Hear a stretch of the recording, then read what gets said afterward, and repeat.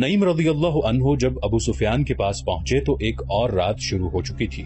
उस वक्त उनकी हड्डियां भी दुख रही थीं और उनकी जबान सूख गई थी। एक ही बार बेतहाशा पानी पीकर वो बोलने के काबिल हुए। अबू सुफियान नईम रज़ियल्लाहु अन्हु की दानिशमंदी और तदब्बुर से मुतासिर था। तुम्हारी हालत बता रही है कि तुम अपने लश्कर से नहीं आए। अबू सुफियान ने नईम रज़ियल्लाहु अन्हु से पूछा, कहां से आ रहे हो? बहुत दूर से। नईम रज़ियल्लाहु अन्हु बिन मसऊद ने जवाब दिया, जासूसी की एक मुहिम से आ रहा हूं। तुम लोग बनु कुरैज़ा के साथ मुआहिदा कराए हो। क्या तुम भूल गए थे कि यहूदियों को हमारे साथ जो दिलचस्पी है वो सिर्फ इसलिए है कि वो इस्लाम को हमारे हाथों यहीं पर खत्म करा देना चाहते हैं। मैं बनु कुरैज़ा के 2 दोस्तों से मिलकर आया हूँ। मुझे मदीने का भी एक पुराना दोस्त मिल गया था। मुझे पता चला है कि काब बिन असद ने मोहम्मद सल्लल्लाहु अलैहि वसल्लम का साथ नहीं छोड़ा, बल्कि काब ने मुसलमानों को खुश करने का एक नया तरीका सोचा है। तुमने उसे कहा कि वो मदीने में मुसलमानों पर हमले करे। अब वो तुमसे कुरैश के सरकर्दा खानदानों के चंद अफराद या गमाल में जमानत के तौर पर रखने के लिए मांगेगा, मगर उन्हें वो मुसलमानों के हवाले कर देगा और मुसलमान उन अफराद को कत्ल कर देंगे। फिर यहूदी मुसलमानों के साथ मिल जाएंगे और दोनों हम पर हमला कर देंगे। मैं तुम्हें खबरदार करने आया हूँ कि यहूदियों को यगमाल में अपना एक आदमी भी न देना। खुदा की कसम नईम, अबू सुफियान ने कहा, अगर तुम्हारी ये बात सच निकली तो मैं बनु कुरैज़ा की बस्तियां उजाड़ दूंगा। काब बिन असद की लाश को मैं अपने घोड़े के पीछे बांधकर घसीटता हुआ मक्का ले जाऊंगा। उसने क्या सोचकर हमें धोखा देने की कोशिश की है? उसकी सोच पर आपने शराब और हसीन लड़कियों का तलस्सुम तारी कर दिया है। नईम रज़ियल्लाहु अन्हु बिन मसूद ने कहा, क्या शराब और औरत किसी के दिल में खुलूस और दयानतदारी रहने देती है? उसे शराब और औरत किसने दी? अबू सुफियान ने कहा, क्या बदबख्त काब इतनी सी बात नहीं समझ सका कि मैंने उसके साथ जो मुआहिदा किया है उसमें उसकी कौम और उसके मजहब का तहफ़्फ़ुज़ है। अगर मोहम्मद का मजहब इसी तरह फैलता चला गया तो यहूदियत खत्म हो जाएगी। तुम यहूदियों को अभी तक नहीं समझ सके। नईम रज़ियल्लाहु अन्हु ने कहा, वो अपने दुश्मन पर भी जाहिर नहीं होने देते कि वो उसके दुश्मन हैं। हुई बिन अख्तब भी यहूदी है। उसने तुम्हारी तरफ से काब को शराब का निस्फ मटका और 2 निहायत हसीन लड़कियां दी हैं। मैं जब काब से मिला तो वो शराब में बदमस्त था और दोनों लड़कियां नीम बरहना हालत में उसके पास थीं। उसने बदमस्ती के आलम में मुझसे कहा कि वो अहले कुरैश को उंगलियों पर नचा रहा है। नईम, अबू सुफियान ने तलवार के दस्ते पर हाथ मारकर कहा, मैं मदीने से मुहासरा उठाकर बनु कुरैज़ा की नस्ल खत्म कर दूंगा। उसकी ये जुर्रत के कबीला कुरैश के सरकर्दा चंद अफराद को जमानत के तौर पर यरगमाल बनाकर रखना चाहता है। तुम्हें इतना नहीं भड़कना चाहिए अबू सुफियान। नईम रज़ियल्लाहु अन्हु ने कहा, ठंडे दिल से सोचो और फैसला कर लो कि काब को तुम एक भी आदमी यरगमाल में नहीं दोगे। मैं फैसला कर चुका हूँ। अबू सुफियान ने कहा, क्या तुम अहले मदीना की कोई खबर दे सकते हो? वो किस हाल में हैं? वो कब तक भूख बर्दाश्त करेंगे? नईम रज़ियल्लाहु अन्हु बिन मसऊद को अबू सुफियान के पांव उखाड़ने का मौका मिल गया। मैं हैरान हूँ अबू सुफियान। नईम रज़ियल्लाहु अन्हु ने कहा, अहले मदीना खुश और मुतमईन हैं। वहां भूख के कोई आसार नहीं।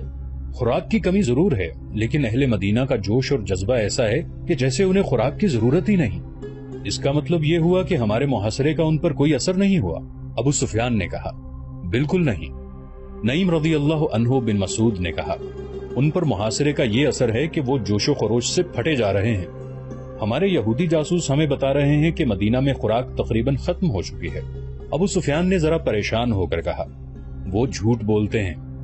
नईम रज़ियल्लाहु अन्हु ने उसे और ज्यादा परेशान करने के लिए कहा, मैं तुम्हें फिर कहता हूँ कि यहूदियों पर भरोसा न करना। ये बताकर कि मुसलमानों की हालत अच्छी नहीं है, वो तुम्हें उकसा रहे हैं कि तुम मुसलमानों को कमजोर समझकर कहीं से खंदक अबूर कर लो और मदीने पर हमला कर दो।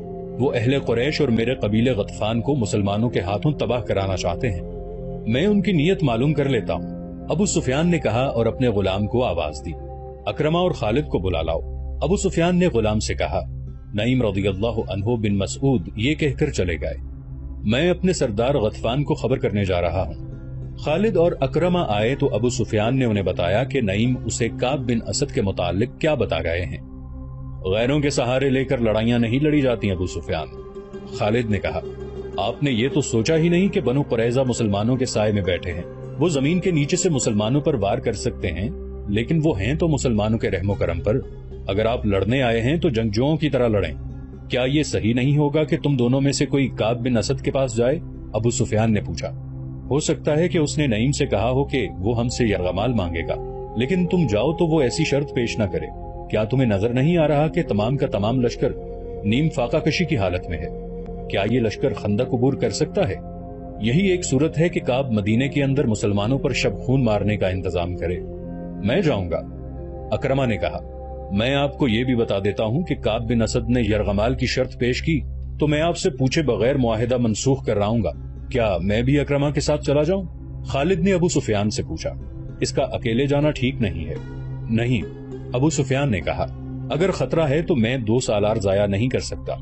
اکرمہ اپنی حفاظت کے لیے جتنے لشکری ساتھ لے جانا چاہتا ہے لے جائے۔ اکرمہ اسی وقت روانہ ہو گیا۔ اس کے ساتھ 4 لشکری تھے۔ اسے بڑی دور کا چکر کاٹ کر بنو قریظہ تک پہنچنا تھا۔ وہ جمعے کی رات اور تاریخ 14 مارچ 627 عیسوی تھی۔ جب اکرمہ خندق سے دور دور چلتا شیخین کے سلسلہ کوہ میں داخل ہوا اور کعب بن اسد کے گھر پہنچا۔ کعب کو معلوم تھا کہ اکرمہ کیوں آیا ہے۔ آؤ اکرمہ، کعب بن اسد نے کہا، میں جانتا ہوں کہ تم کیوں آئے ہو۔ تمہارے آنے کی ضرورت نہیں تھی، میں نے 10 دن کی مہلت مانگی تھی۔ کعب بن اسد نے اپنے غلام کو آواز دی۔ غلام آیا تو اس نے غلام سے شراب اور پیالے لانے کو کہا۔ پہلے میری بات سن لو کعب، اکرمہ نے 2 ٹوک لہجے میں کہا۔ میں شراب پینے نہیں آیا، مجھے بہت جلدی واپس جانا ہے۔ ہم محاصرے کو اور زیادہ طول نہیں دے سکتے۔ ہم کل مدینے پر حملہ کر رہے ہیں۔ تمہارے ساتھ ہمارا جو معاہدہ ہوا ہے اس کے مطابق تم مدینے میں ان جگہوں پر جو ہم نے تمہیں بتائی ہیں کل سے حملے شروع کر دو۔ ہمیں یہ بھی معلوم ہوا ہے کہ تم نے ظاہری طور پر ہمارے ساتھ معاہدہ کیا ہے، لیکن درپردہ تم نے وہ معاہدہ قائم رکھا ہے جو مسلمانوں کے ساتھ تم نے کیا ہے۔ اتنے میں ایک نہایت حسین لڑکی شراب کی سراہی اور پیالے اٹھائے کمرے میں داخل ہوئی۔ وہ اکرمہ کو دیکھ کر مسکرائی۔ اکرمہ نے اسے دیکھا تو اس کے چہرے پر سنجیدگی کا تاثر اور زیادہ گہرا ہو گیا۔ کعب، اکرمہ نے کہا، تم نے اپنا مذہب اور اپنی زبان ان چیزوں کے عوض بیچ ڈالی ہے جنہوں نے کبھی کسی کا ساتھ نہیں دیا۔ کعب بن اسد نے لڑکی کو اشارہ کیا تو وہ چلی گئی۔ میرے عزیز اکرمہ، کعب نے کہا، میں تمہارے چہرے پر رونت کے آثار دیکھ رہا ہوں۔ صاف پتہ چلتا ہے کہ تم مجھے اپنا غلام سمجھ کر حکم دینے آئے ہو۔ میں نے مسلمانوں کے ساتھ جو معاہدہ کیا تھا وہ بنو قریظہ کے تحفظ اور سلامتی کے لیے کیا تھا، اور میں نے جو معاہدہ تمہارے ساتھ کیا ہے وہ تمہاری فتح اور مسلمانوں کی شکست کی خاطر کیا ہے۔ مسلمانوں کو ختم کرنا میرے مذہب کا حکم ہے۔ تمہارے ساتھ معاہدہ نبھانا اسی سلسلے کی ایک کوشش ہے۔ اپنا مذہبی فریضہ ادا کرنے کے لیے میں تمہیں استعمال کروں گا۔ ہوئی بن اخطب سے میں نے کہہ دیا تھا کہ اہل قریش اور اہل غطفان مجھے بنو قریظہ کی سلامتی کی ضمانت دیں تاکہ ایسا نہ ہو کہ تم لوگ ناکام ہو جاؤ اور مسلمان ہم سے ظالمانہ انتقام لیں۔ نعیم رضی اللہ عنہ بن مسعود نے جو چنگاری ان لوگوں کے درمیان پھینک دی تھی وہ اکرمہ کے سینے میں سلگ رہی تھی۔ نعیم رضی اللہ عنہ نے اکرمہ کے ذہن میں ابو سفیان کی معرفت پہلے ہی ڈال دیا تھا کہ کعب افراد کی صورت میں ضمانت مانگے گا۔ کعب کی زبان سے ضمانت کا لفظ سنتے ہی اکرمہ بھڑک اٹھا۔ کیا تمہیں ہم پر اعتماد نہیں؟ اکرمہ نے غصیلی آواز میں کہا۔ کیا تم یہ سمجھتے ہو کہ ہم شاید بھول گئے ہیں کہ محمد ہمارا اور تمہارا مشترکہ دشمن ہے؟ میں یہ نہیں کہتا جو تم کہہ رہے ہو، کعب بن اسد نے کہا، لیکن میں یہ ضرور کہوں گا کہ اپنے مشترکہ دشمن کو جتنا میں جانتا ہوں اتنا تم نہیں جانتے۔ میں اعتراف کرتا ہوں کہ جو عقل خدا نے محمد کو دی ہے وہ ہم میں سے کسی کو نہیں دی۔ میں اس کی ضمانت چاہتا ہوں۔ کہو تمہیں کیسی ضمانت چاہیے؟ اکرمہ نے پوچھا۔ قبیلہ قریش کے چند ایک سرکردہ افراد ہمارے پاس بھیج دو، کعب بن اسد نے کہا۔ میں کوئی نئی بات نہیں کہہ رہا اکرمہ، یہ ہمارا تمہارا دستور ہے، اس رواج اور شرط سے تم واقف ہو۔ میں نے ضمانت کے طور پر یرغمال میں لینے والے آدمیوں کی تعداد نہیں بتائی، یہ تعداد تم خود مقرر کر لو۔ تم جانتے ہو کہ معاہدے کی خلاف ورزی کرو گے تو تمہارے ان سرکردہ افراد کو ہم قتل کر دیں گے۔ انہیں تم قتل نہیں کرو گے، اکرمہ نے بھڑکی ہوئی آواز میں کہا، تم انہیں مسلمانوں کے حوالے کر دو گے۔ کیا کہہ رہے ہو اکرمہ؟ کعب بن اسد نے حیرت اور پریشانی کے لہجے میں پوچھا۔ کیا تم مجھے اتنا ذلیل سمجھتے ہو کہ میں تمہیں یہ دھوکہ دوں گا کہ تمہارے قبیلوں کے سرداروں کو مسلمانوں کے ہاتھوں قتل کرواؤں گا؟ مجھ پر اعتبار کرو۔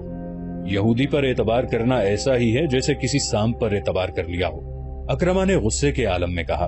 اگر تم اپنے آپ کو اتنا ہی قابل اعتبار سمجھتے ہو تو کل مدینہ میں ان چھوٹے قلعوں پر حملے شروع کر دو جہاں پر مسلمانوں نے اپنی عورتوں اور بچوں کو رکھا ہوا ہے۔ کل؟ کعب نے کہا، کل ہفتے کا دن ہے۔ ہفتے کا دن یہودیوں کا ایک مقدس دن ہوتا ہے جسے ہم سبت کہتے ہیں۔ اس روز عبادت کے سوا ہم کوئی اور کام نہیں کرتے۔ کوئی یہودی سبت کے دن کوئی کام یا کاروبار کرے یا کسی پر حملہ کرے تو خدائے یہودا اسے انسان سے خنزیر یا بندر کی شکل میں تبدیل کر دیتا ہے۔ اکرمہ دیکھ چکا تھا کہ کعب بن اسد کی نیت ٹھیک نہیں ہے۔ وہ شراب پیتا چلا جا رہا تھا۔ اکرمہ نے شراب پینے سے انکار کر دیا تھا۔ اس نے ابو سفیان سے کہا کہ وہ فیصلہ کر کے ہی واپس آئے گا. تم کل حملہ کرو یا ایک دن بعد کرو، ہم تمہاری نیت کو عملی صورت میں دیکھ کر فیصلہ کریں گے کہ تمہیں یرغمال میں اپنے آدمی دیے جائیں یا نہ دیے جائیں. اکرمہ نے کہا، اس سے پہلے ہم تمہیں ایک آدمی بھی نہیں دیں گے. میں کہہ چکا ہوں کہ یرغمال کے بغیر ہم کچھ نہیں کریں گے. کعب بن اسد نے کہا، جو ہی تمہارے آدمی ہمارے پاس پہنچ جائیں گے ہم تمہاری منشا کے مطابق مدینے کے اندر کھلبلی مچا دیں گے. تم دیکھنا کہ ہم محمد کی پیٹھ میں کس طرح چھرا گھونپتے ہیں. اکرمہ اٹھ کھڑا ہوا اور غصے میں بولا، تم بدتینت ہو. تمہاری نیت صاف ہوتی تو تم کہتے کہ مجھے کسی ضمانت کی ضرورت نہیں، آؤ مل کر مسلمانوں کو مدینے کے اندر ہمیشہ کے لیے ختم کر دیں. مجھے اگر حکم ماننا ہی ہے تو میں محمد کا حکم کیوں نہ مان لوں. کعب بن اسد نے اکرمہ کا غصہ دیکھتے ہوئے کہا، ہم مسلمانوں کے ساتھ رہتے ہیں، جو تحفظ ہمیں ان سے مل سکتا ہے وہ تم نہیں دے سکو گے. مورخ ابن حشام اور ابن سعد نے لکھا ہے کہ نعیم رضی اللہ عنہ بن مسعود کا چھوڑا ہوا تیر نشانے پہ لگا. اکرمہ غصے کے عالم میں کعب بن اسد کے گھر سے نکل آیا. یہودیوں اور اہل قریش کا معاہدہ جو اگر برقرار رہتا تو مسلمانوں کی کمر ٹوٹ جاتی، کعب کے گھر کے اندر ہی ٹوٹ گیا. جب اکرمہ کعب بن اسد سے ملنے جا رہا تھا اس وقت نعیم رضی اللہ عنہ بن مسعود اپنے قبیلے کے سردار غطفان کے پاس بیٹھے ہوئے تھے. اس کے ساتھ بھی انہوں نے کعب بن اسد کے متعلق وہی باتیں کی جن باتوں سے وہ ابو سفیان کو بھڑکا چکے تھے. ابو سفیان نے غصے میں آ کر غطفان کو بلا لیا. غطفان نے اپنے سالار اینیا کو بلا لیا. کیا تم نے سنا ہے کہ کعب بن اسد ہمیں دھوکہ دے رہا ہے؟ غطفان نے اینیا سے کہا، وہ ہم سے یرغمال میں رکھنے کے لیے سرکردہ افراد مانگتا ہے، کیا یہ ہماری توہین نہیں؟ سردار غطفان، سالار اینیا نے کہا، میں تمہیں پہلے کہہ چکا ہوں کہ میرے ساتھ میدان جنگ کی بات کرو. میں آمنے سامنے کی لڑائی جانتا ہوں. مجھے اس شخص سے نفرت ہوگی جو پیٹھ کے پیچھے آ کر وار کرتا ہے، اور مجھے اس شخص سے بھی نفرت ہوگی جس کی پیٹھ پر وار ہوتا ہے. اور پھر تم یہودیوں پر اعتبار کرتے ہو. اگر کعب بن اسد کہے گا کہ مجھے اپنے قبیلے کا سردار غطفان یرغمال میں دے دو تو کیا میں تمہیں اس کے حوالے کر دوں گا؟ میں اس شخص کا سر اڑا دوں گا جو ایسا مطالبہ کرے گا. نعیم رضی اللہ عنہ بن مسعود نے کہا، میں ان یہودیوں کو اپنے قبیلے کی ایک بھیڑ یا بکری بھی نہ دوں. خدا کی قسم، کعب نے ہماری توہین کی ہے. ابو سفیان کیا کہتا ہے؟ غطفان نے نعیم رضی اللہ عنہ سے پوچھا. یہ بات سن کر ابو سفیان غصے سے کانپنے لگا. نعیم رضی اللہ عنہ نے کہا، ابو سفیان کہتا ہے کہ وہ کعب بن اسد سے اس توہین کا انتقام لے گا اور اسے انتقام لینا چاہیے. سالار اینیا نے کہا، بنو قریظہ کی حیثیت ہی کیا ہے؟ وہ ہمارے اور مسلمانوں کے درمیان اس طرح پس جائیں گے کہ ان کا وجود ہی ختم ہو جائے گا. خالد کو آج مدینے کی طرف جاتے ہوئے وہ وقت یاد آ رہا تھا جب اکرمہ بنو قریظہ کی بستی سے واپس آیا تھا. خالد دوڑتا ہوا اس تک پہنچا تھا. ادھر سے ابو سفیان گھوڑا دوڑاتا ہوا آ گیا. اکرمہ کے چہرے پر غصے اور تھکن کے گہرے آثار تھے. کیا خبر لائے ہو؟ ابو سفیان نے اس سے پوچھا. خدا کی قسم ابو سفیان، میں نے کعب سے زیادہ بدتینت انسان پہلے کبھی نہیں دیکھا تھا. اکرمہ نے گھوڑے سے کود کر اترتے ہوئے جواب دیا، نعیم نے ٹھیک کہا تھا. کیا اس نے ہم سے یرغمال میں رکھنے کے لیے آدمی مانگے ہیں؟ خالد نے پوچھا تھا. ہاں خالد، اکرمہ نے کہا تھا. اس نے مجھے شراب پیش کی اور میرے ساتھ اس طرح بولا جیسے ہم اس کے مقروض ہیں. اس نے کہا کہ پہلے یرغمال میں اپنے آدمی دو، پھر میں مدینے کے اندر شب خون ماروں گا. کیا تم نے اسے کہا نہیں کہ اہل قریش کے سامنے بنو قریظہ کی حیثیت اونٹ کے مقابلے میں ایک چوہے کی سی ہے؟ خالد نے کہا تھا. کیا تم نے اس کا سر اس کے کندھوں سے اتار نہیں دیا؟ میں نے اپنا ہاتھ بڑی مشکل سے روکا تھا. اکرمہ نے کہا، اس کے ساتھ ہمارا جو معاہدہ ہوا تھا وہ میں توڑ آیا ہوں. تم نے اچھا کیا. ابو سفیان نے دبی دبی آواز میں کہا تھا. تم نے اچھا کیا. اور وہ پرے چلا گیا تھا. یہ کوئی بہت پرانا واقعہ نہیں تھا. 1.5-2 سال پہلے ہی کی بات تھی. آج جب خالد مدینہ کی طرف جا رہا تھا تو یہ جانا پہچانا رستہ اسے اجنبی سا لگ رہا تھا. کبھی اسے ایسا محسوس ہونے لگتا جیسے وہ خود اپنے لیے اجنبی ہو گیا ہو. اسے ابو سفیان کا افسردہ چہرہ نظر آنے لگا. خالد نے محسوس کر لیا تھا کہ ابو سفیان مدینے پر حملے سے منہ موڑ رہا ہے. خالد اور اکرمہ وہیں کھڑے رہ گئے تھے. کیا سوچ رہے ہو خالد؟ اکرمہ نے پوچھا تھا. کیا تم میری تائید نہیں کرو گے کہ میں اس شخص ابو سفیان کی موجودگی کو صرف اس لیے برداشت کر رہا ہوں کہ یہ میرے قبیلے کا سردار ہے؟ خالد نے اکرمہ کو جواب دیا تھا. اہل قریش کو ابو سفیان سے بڑھ کر بزدل سردار اور کوئی نہیں ملے گا. تم پوچھتے ہو کہ میں کیا سوچ رہا ہوں؟ میں اور زیادہ انتظار نہیں کر سکتا. میں نے خندق کو ایک سرے سے دوسرے سرے تک دیکھا ہے. ایک جگہ خندق کم ہے اور زیادہ گہری بھی نہیں ہے. ہم وہاں سے خندق کے پار جا سکتے ہیں. اگر تم میرا ساتھ دو تو میں آج ہی ابھی اسی جگہ سے چند سوار خندق کے اس پار لے جانا چاہتا ہوں. ابو سفیان کسی غیبی مدد اور سہارے کا انتظار کرنا چاہتا ہے تو کرتا رہے، میں تمہارا ساتھ کیوں نہ دوں گا خالد، اکرمہ نے کہا تھا۔ کیا میں مسلمانوں کے ان کہکہوں کو برداشت کر سکوں گا جو اس وقت بلند ہوں گے جب ہم یہاں سے لڑے بغیر واپس چلے جائیں گے؟ چلو میں تمہارے ساتھ ہوں۔ وہ جگہ زباب کی پہاڑی کے مغرب اور سلا کی پہاڑی کے مشرق میں تھی، جہاں خندق کی چوڑائی اتنی تھی کہ گھوڑا اسے پھلانگ سکتا تھا۔ ضرورت شہ سوار کی تھی، پیادے خندق میں اتر کر اوپر چڑھ سکتے تھے۔ اسی جگہ کے قریب تقریباً سامنے مسلمانوں کی خیمہ گاہ تھی۔ خالد نے اکرمہ کو یہ جگہ دور سے دکھائی۔ پہلے میرے سوار خندق پھلانگیں گے، اکرمہ نے کہا، لیکن ابھی ہم تمام کا تمام سوار دستہ نہیں گزاریں گے۔ پار جا کر مسلمانوں کو ایک ایک سوار کے مقابلے کے لیے للکاریں گے، وہ اس رواج کی خلاف ورزی نہیں کریں گے۔ میرے ساتھ آؤ خالد، میں اپنے منتخب سوار آگے لاؤں گا، تم ابھی خندق کے پاس نہ جانا۔ اگر ہم دونوں مارے گئے تو اہل قریش کو سوائے ذلت کے اور کچھ نہ ملے گا۔ ابو سفیان کا دل محاصرے سے اٹھ چکا ہے، وہ لڑنے کے جذبے کو سرد کر چکا ہے۔ وہ مقام جہاں خندق گھوڑے کی لمبی چھلانگ سے پھلانگی جا سکتی تھی، ایسی اوٹ میں تھا جسے گشتی سنتری قریب آ کر ہی دیکھ سکتے تھے۔ اکرمہ نے 7 سوار منتخب کر لیے تھے، ان میں ایک قوی ہیکل بلکہ دیو قامت شخص عمرو بن عبدو بھی تھا، جس کی دھاک اس کی جسامت کی بدولت دور دور تک پھیلی ہوئی تھی۔ اکرمہ ان 7 سواروں کو مقررہ مقام سے کچھ دور تک اس اندازے سے لے گیا جیسے گھوڑوں کو ٹہلائی کے لیے لے جا رہا ہو۔ مسلمانوں کے سنتریوں کو ان پر شک نہ ہوا۔ سب سے پہلے میں خندق پھلانگوں گا، اکرمہ نے چلتے چلتے اپنے 7 سواروں سے کہا۔ کیا یہ ٹھیک نہیں ہوگا کہ سب سے پہلے میرا گھوڑا خندق کو پھلانگے؟ عمرو بن عبدو نے کہا۔ نہیں عمرو، اکرمہ نے کہا، پہلے میں جاؤں گا۔ اگر میرا گھوڑا خندق میں گر پڑا تو تم خندق پھلانگنے کی کوشش نہ کرنا، تمہارا سالار اپنی جان کی قربانی دے گا۔ یہ کہہ کر اکرمہ نے گھوڑے کی باگ کو جھٹکا دیا۔ گھوڑے کا رخ خندق کی طرف ہوا تو اکرمہ نے ایڑ لگا دی۔ عربی نسل کا گھوڑا ہوا سے باتیں کرنے لگا۔ اکرمہ نے لگام اور ڈھیلی کر دی اور گھوڑے کو پھر ایڑ لگائی۔ گھوڑے کی لگام اور تیز ہو گئی۔ خندق کے کنارے پر جا کر اکرمہ گھوڑے کی پیٹھ سے اٹھا اور آگے کو جھک گیا۔ گھوڑا ہوا میں بلند ہو گیا۔ خالد کچھ دور کھڑا دیکھ رہا تھا۔ قبیلہ قریش کے بہت سے لشکری دیکھ رہے تھے، زمین و آسمان دیکھ رہے تھے، تاریخ دیکھ رہی تھی۔ گھوڑے کے اگلے پاؤں خندق کے دوسرے کنارے سے کچھ آگے اور پچھلے پاؤں عین کنارے پر لگے۔ گھوڑا رفتار کے زور پر آگے چلا گیا۔ اس کی اگلی ٹانگیں دوہری ہو گئیں، اس کا منہ زمین سے لگا۔ اکرمہ گرتے گرتے بچا۔ گھوڑا بھی سنبھل گیا اور اکرمہ بھی۔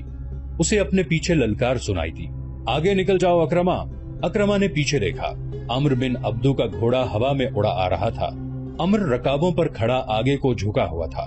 کسی کو توقع نہیں تھی کہ اتنے وزنی سوار کے نیچے گھوڑا خندق پھلانگ جائے گا، لیکن گھوڑا اسی جگہ جا پڑا جہاں اکرمہ کا گھوڑا گرا تھا۔ عمرو کے گھوڑے کی ٹانگیں ایسی دوہری ہوئیں کہ منہ کے بل گرا اور ایک پہلو پر لڑک گیا۔ عمرو گھوڑے کی پیٹھ سے لڑک کر قلابازیاں کھاتا گیا۔ ایک لمحے میں گھوڑا اٹھ کھڑا ہوا۔ ادھر عمرو اٹھا اور پلک جھپکتے میں گھوڑے پر سوار ہو گیا۔ اس کے پیچھے اکرمہ کے 2 سوار اکٹھے چلے آ رہے تھے۔ خندق کے کنارے پر آ کے دونوں سواروں نے اپنے گھوڑوں کی پیٹھیں خالی کر دی تھیں اور ان کی گردنوں پر جھکے ہوئے تھے۔ دونوں گھوڑے خندق پھلانگ آئے۔ اہل قریش کے لشکر نے داد و تحسین کے نعرے لگائے۔ اس شور سے مسلمان پہرے دار دوڑے آئے۔ اتنے میں اکرمہ کے 2 اور گھوڑے اپنے سواروں کو اٹھائے خندق کے کنارے سے ہوا میں اٹھے۔ ان کے پیچھے 7 میں سے باقی سواروں نے بھی اپنے گھوڑوں کو ایڑ لگا دی۔ تمام گھوڑے خندق پھلانگ آئے۔ ٹھہر جاؤ، اکرمہ نے مسلمان سنتریوں کو بلند آواز میں کہا۔ کوئی اور گھوڑا خندق کے اس طرف نہیں آئے گا۔ محمد کو بلاؤ، تم میں سے جو سب سے زیادہ بہادر ہے اسے لاؤ۔ وہ میرے ایک آدمی کا مقابلہ کر کے گرا لے تو ہم سب کو قتل کر دینا۔ خدا کی قسم، ہم تمہارا خون اس ریت پر چھڑک کر واپس چلے جائیں گے۔ مسلمانوں کی اجتماع گاہ میں کھلبلی بپا ہو چکی تھی۔ ایک شور تھا، قریش اور غطفان نے خندق عبور کر لی ہے۔ مسلمانوں، تمہارے امتحان کا وقت آ گیا ہے۔ ہوشیار، خبردار، دشمن آ گیا ہے۔ رسول اللہ صلی اللہ علیہ وآلہ وسلم نے مسلمانوں کو بے قابو نہ ہونے دیا۔ آپ صلی اللہ علیہ وآلہ وسلم نے دیکھ لیا تھا کہ اہل قریش خندق کے پار کھڑے قہقہ لگا رہے ہیں۔ وہ مسلمانوں کا مذاق بھی اڑا رہے تھے، پھپتیاں بھی کس رہے تھے۔ رسول کریم صلی اللہ علیہ وآلہ وسلم اس جگہ پہنچے جہاں اکرمہ اور اس کے سوار کھڑے للکار رہے تھے۔ رسول کریم صلی اللہ علیہ وآلہ وسلم کے ساتھ حضرت علی رضی اللہ عنہ بھی تھے۔ آپ صلی اللہ علیہ وآلہ وسلم نے صورتحال کا جائزہ لیا تو سمجھ گئے کہ اکرمہ انفرادی مقابلے کے لیے آیا ہے۔ آپ صلی اللہ علیہ وآلہ وسلم کو اور حضرت علی رضی اللہ عنہ کو دیکھ کر عمرو بن عبدو نے اپنا گھوڑا آگے بڑھایا